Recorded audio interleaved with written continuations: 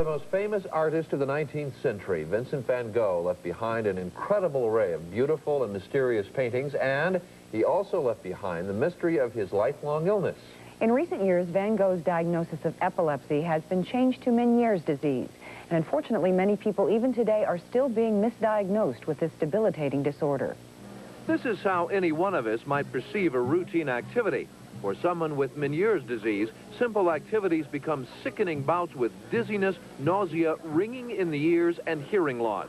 Vincent van Gogh was a creative genius, yet we often associate his incredible talent with his tormented life. Many thought him mad.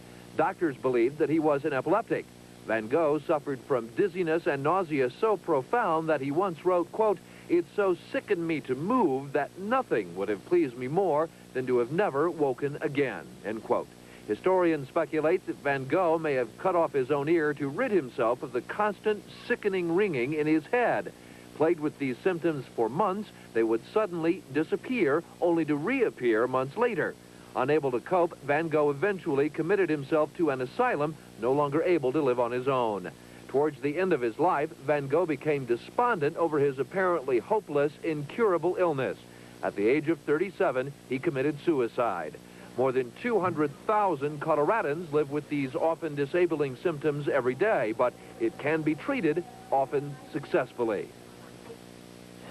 Now, you may wonder, do many people actually suffer from the daily trauma of Meniere's symptoms? And if so, how are they treated? Well, these are some questions that we had, and for some answers, we are turning today to our guest, Dr. Ike Hoffman-Ehrenberg, who is the director of the International Meniere's Disease Research Institute, which is, in fact, here in Denver.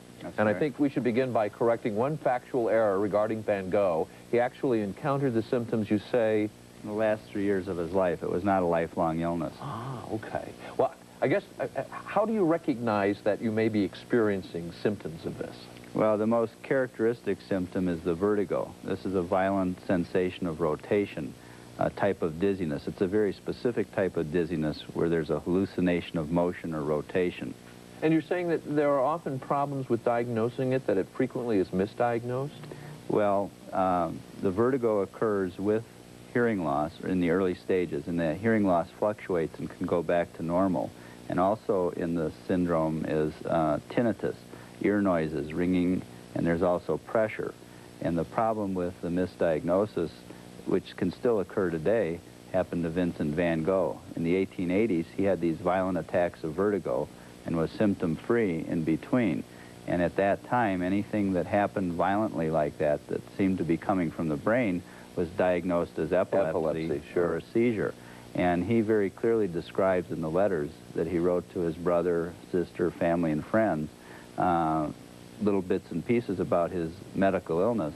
And he describes them as, in French, la vertige, or vertigo. And the descriptions are pretty good. And he was a very articulate writer as well as a magnificent painter. Is it still totally incapacitating as it was to Van Gogh? Well, people have this. One of the things that makes it very complex is that it can change. Sometimes a person has a violent attack that lasts several hours with nausea and vomiting, and they don't know when this is going to occur, and then the next attack may be 10 or 15 minutes, and they may have a little nausea but no vomiting, and sometimes they're not even aware of mild hearing losses, which occur during the attack and may subside. It's after these continue to recur that they get a more permanent and persistent type of hearing loss. Do you have a number in the population, for instance, 1 out of 10,000? Well, we did a study on the population in Sweden in 1973 because they have such good statistics, and used that as a basis to extrapolate to the United States. And it was about 2.5 to 7 million Americans at that time, which translates roughly to a couple 100,000 people in Colorado. Good grief. The reason people don't know it's so common is people don't die from this, so the statistics aren't as accurate. And some people may suffer only in the long term the hearing effects or some hearing loss, or they may have some chronic imbalance when they get this in both ears and lose balance function. For heaven's sakes. We should mention that there is an update on the diagnosis and treatment of this disease tonight, 7 to 9 p.m. at the Radisson Hotel. That's I-25 and Arapahoe Road. And the doctor will be there, as well as, who is your friend that you brought with you? Oh, Professor W.P.R. Gibson. He's the professor and chairman of the ENT department at the University of Sydney in Australia. He's a world's expert. He's here for some other meetings that the International Meniere's Disease Research Institute is putting on, and he's agreed to do this public forum for the Colorado Meniere's Disease Support Group tonight. Great. Doctor, thank you very much for your time today. Pleasure. Linda.